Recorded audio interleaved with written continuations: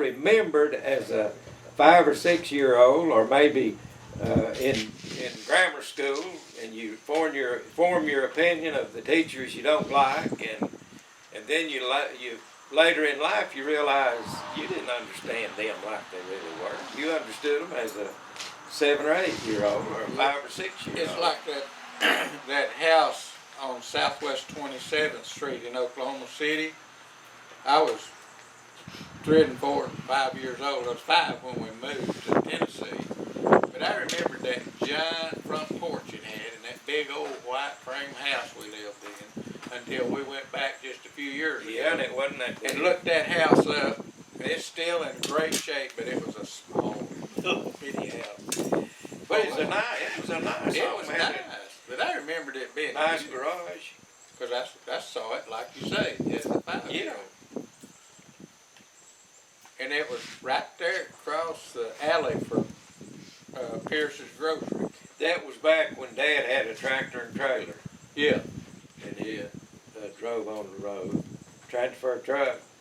And he came in on a run one night, and he was going to be there for a couple of days, and he was loaded, and he wanted to drive the cab part of the truck. So he let the wheels down on that pavement, and it was in the summer. They did have wheels on those things. Well, yeah, but I mean, that's not the story. Yeah. He let those wheels down, and that trailer sat there for a couple of days in the summer. And they sunk down so far in the highway, in the street, asphalt, that he got ready to back under it and couldn't get the truck under it. You know what I'm talking about, I'm sure. And he had to have a wrecker come out and help him raise the trailer up enough for him to get his tractor back under it.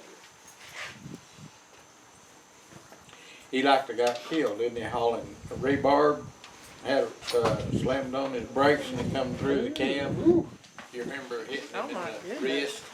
He had a big round circle right there. Where did it happen? Where did it happen? I don't know. I just remember they said it was the rebarb coming through there and hit him.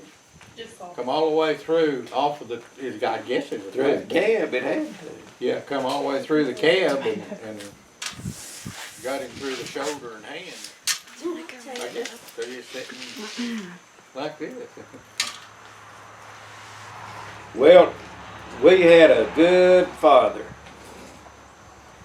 He was, he went to General Motors University. That's when General Motors, that's years back. They had a university for the management trainee and the high-tech guys or people. And he always did good financially, but he wouldn't pass it on to the family. I mean, in Oklahoma City, why, he and Mother were party people. And Mother was from both of them from strong Christian families. And most of their family members were preachers or missionaries or something. And Mom and Dad, when we lived in Oklahoma City, Dad had a position with Oklahoma City Air Defense. And he was a machinist manager or something, and made good money. And we lived in okay housing and everything. I mean, nice. And he and Mother used to party. They used to love to go dancing and would drink beer. Well, when we moved to Tennessee, Mother got saved after, about the second year. She got saved. Made a big change. And quit all of that. I mean, just abruptly just told Daddy that her days of partying and everything like that was over. And Dad turned to the outside. And that's when, I mean, there wasn't anything that, I think he did it out of revenge. That Mother, but she stayed the course. oh yeah, she didn't give in.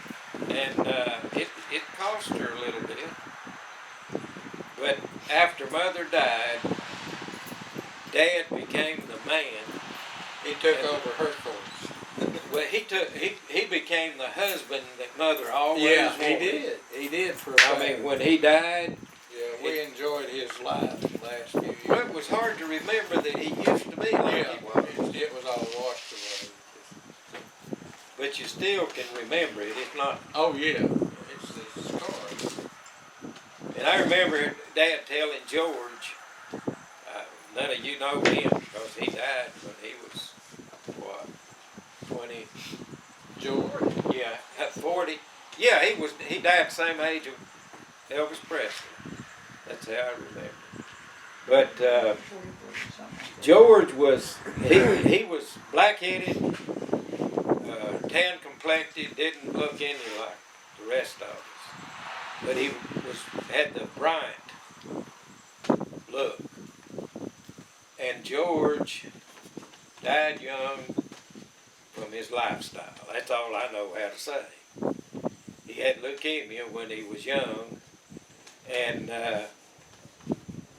they had already sent him home from UT Hospital in Knoxville, and I remember them carrying him in. Dad carried him in, and they.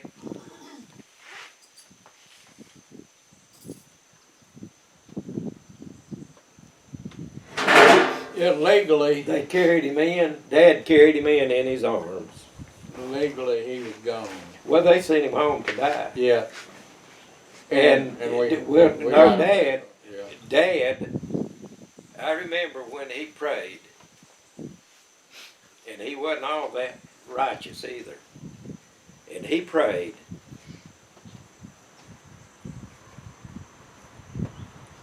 and he begged God. Made a deal. No, he didn't make a deal. Because he never did change. That's right.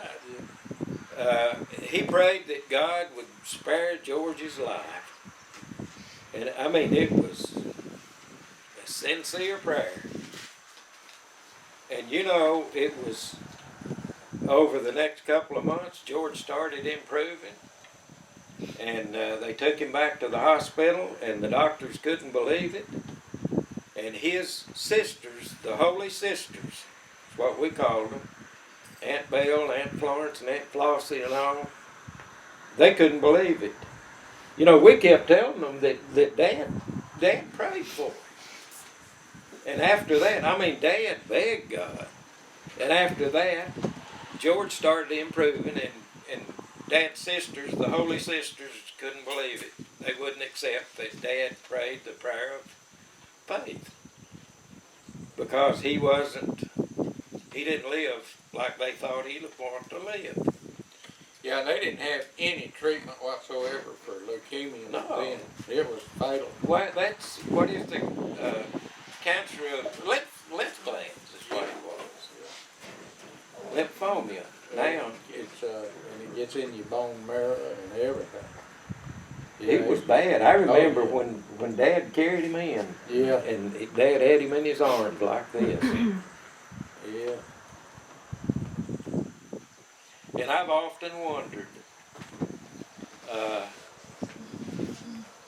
I want to think that Dad did. I've always wanted to think that Dad did pray the prayer of faith. Ronnie said he did.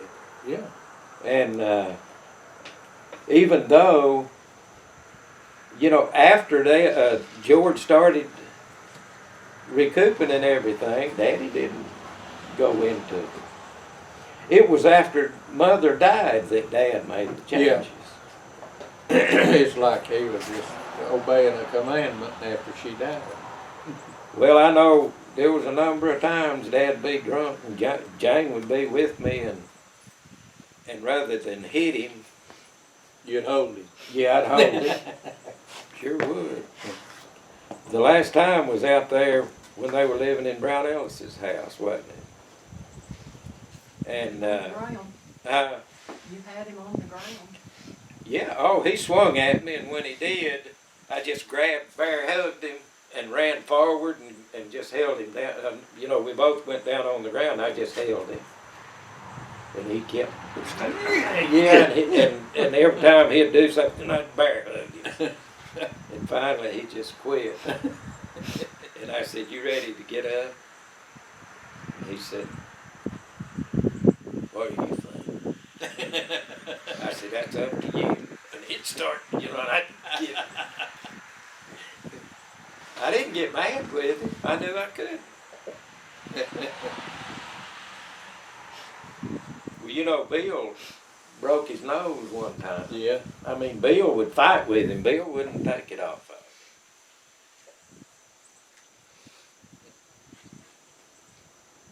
him. I'm running ahead.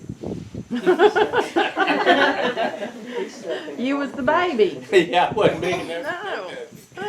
Just running out. Yeah.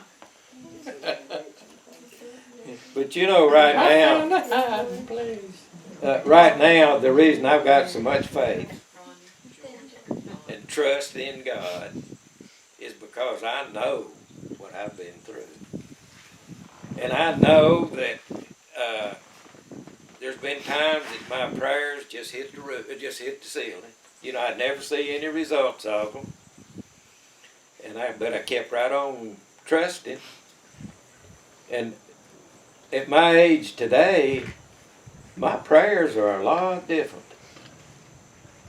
I accept God's will, and I'm in God's care. And I used to get up every morning giving him a to-do list. I did. And then, I'd get to checking my to-do list, and maybe 90% of them was still to do. And I just keep adding to the list.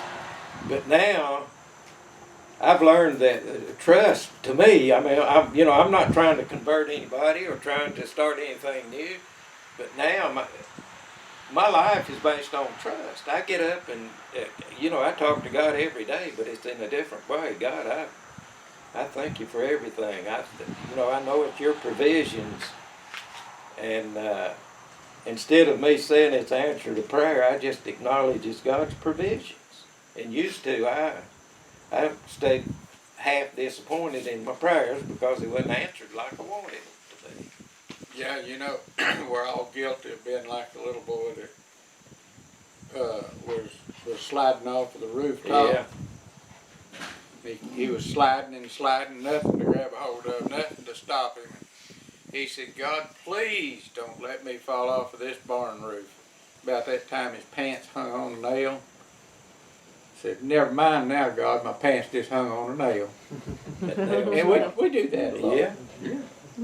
I've learned that my prayer and the prayers have been prayers of petitioning him to do stuff for me. Well, he does a lot that you don't recognize. Well, because he didn't now, do it the way you thought it. No, now whatever happens is a provision from God, and I might like it and I might not, but he's going to make the best out of it, whatever it is.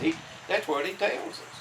Well, I used to give him a to-do list. We've got about 10 minutes left on this memory card. And I've got another memory card, but we could take a potty break. Well, we'll be back right after this.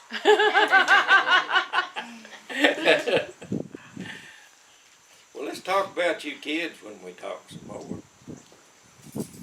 Nana. I don't have nothing. I remember Dale. I'd come in from work in Seneca and see Dale's head come up that ditch.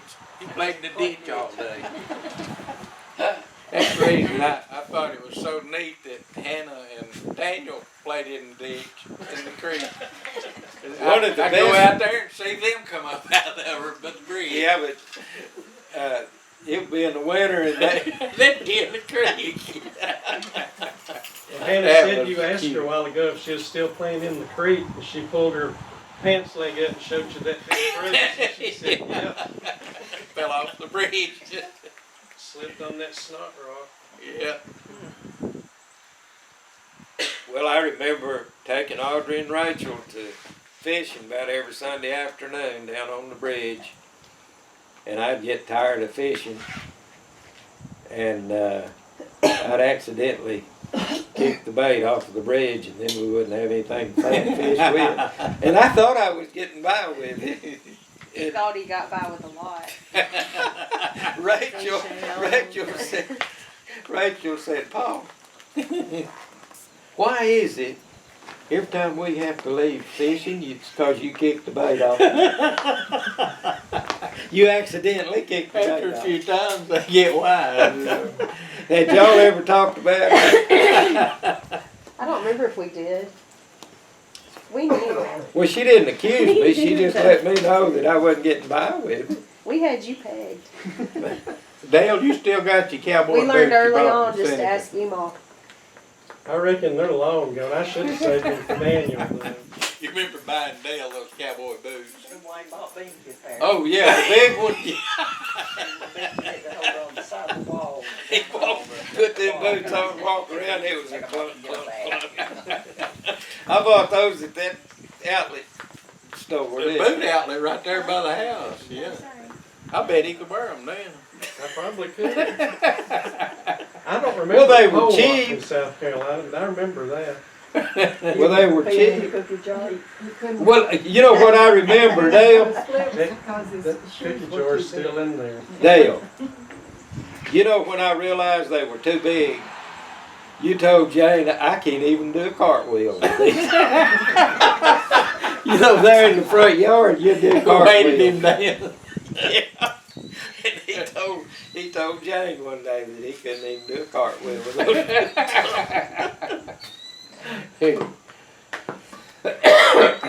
I got an old 8mm film. I took all of them and had them put on a DVD because they was fading. And I was checking the DVD out, and I had some recordings from Seneca, and you were just a little old bitty thing. And Cindy's sitting there eating Easter eggs. You can see the yellow.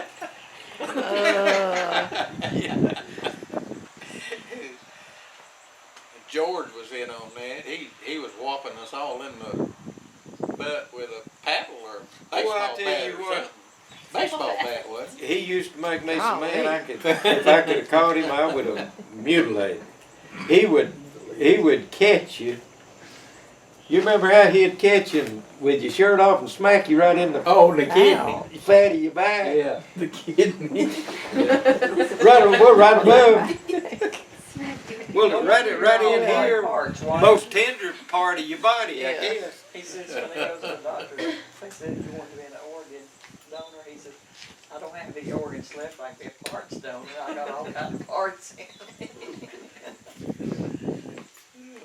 And pinch you. You remember how he'd reach up and get right there and pinch you, twist it, and take off running. Yeah.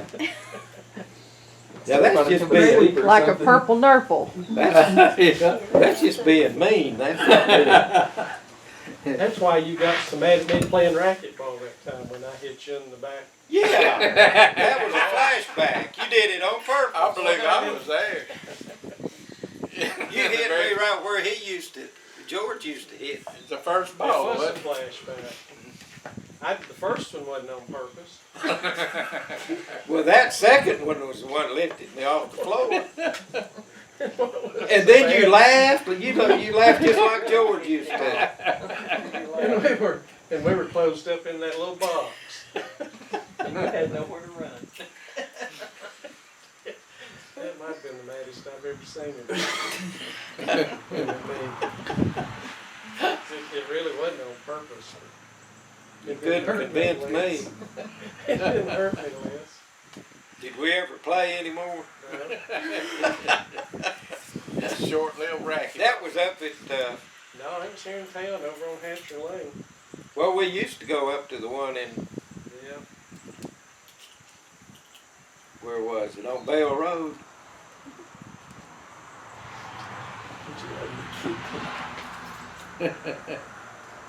I remember when Dale, I don't remember whose house we lived, right, and I kept telling him quieting down, and he kept not doing it, and I finally told him, I said, boy, when you get home, you're gonna catch it. And he quietened down, And you know, 10, 15 minutes later, he came over and he said, Daddy, why don't you just whip me now? Let's get it. That's what Binky said to Wayne one time. Yeah. Now I know where Audrey He went a long time. And finally, he just begged me to whip him and get it over with. Well, you know, Dan he didn't whip us. I don't remember ever getting one. I remember getting one that was with a belt. But you know, it didn't take him but about 2 legs and you were ready to get it over with. Yeah. Well, they're